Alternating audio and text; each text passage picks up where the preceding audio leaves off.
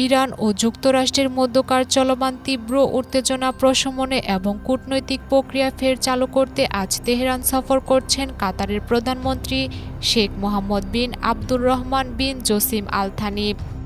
Washington ও তেহরানের দীর্ঘদিনের এই মধ্যস্থতাকারী দেশ সংকটের বরফ গলাতে কাজ করে যাচ্ছে। বিশেষ করে বিশ্ব বাণিজ্যের অত্যন্ত গুরুত্বপূর্ণ রুট হরমুজ প্রণালীতে নৌযান চলাচল স্বাভাবিক করা এবং দুই দেশের সংঘাত কমানোই এই সফরের মূল লক্ষ্য। এর আগে গত জুনে যুদ্ধবিরতিতে কাতার ভূমিকা রাখলেও হরমুজ প্রণালীর নিয়ন্ত্রণ ও অর্থনৈতিক নিষেধাজ্ঞার মারপ্যাচে অগ্রগতি আটকে যায়। যুদ্ধ ষষ্ঠ মাসে গড়ালেও জলপথে তেল পরিবহন এখনও ইতিহাসের সর্বনিম্ন পর্যায়ে নেমেছে। একদিকে সামরিক সংঘাত কিছুটা স্থিমিত হলেও যুক্তরাষ্ট্র এখন ইরানের উপর কঠোর অর্থনৈতিক নিষেধাজ্ঞা আরোপের মাধ্যমে তেহরানকে চাপে ফেলার কৌশল নিয়েছে। অন্যদিকে হরমুজ প্রণালী নিয়ে ইরান ও ওমানের আলোচনা চলছে।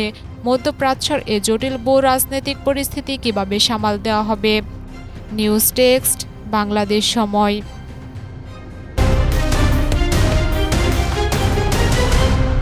বাংলাদেশ সময়, সবার আগে দেশ।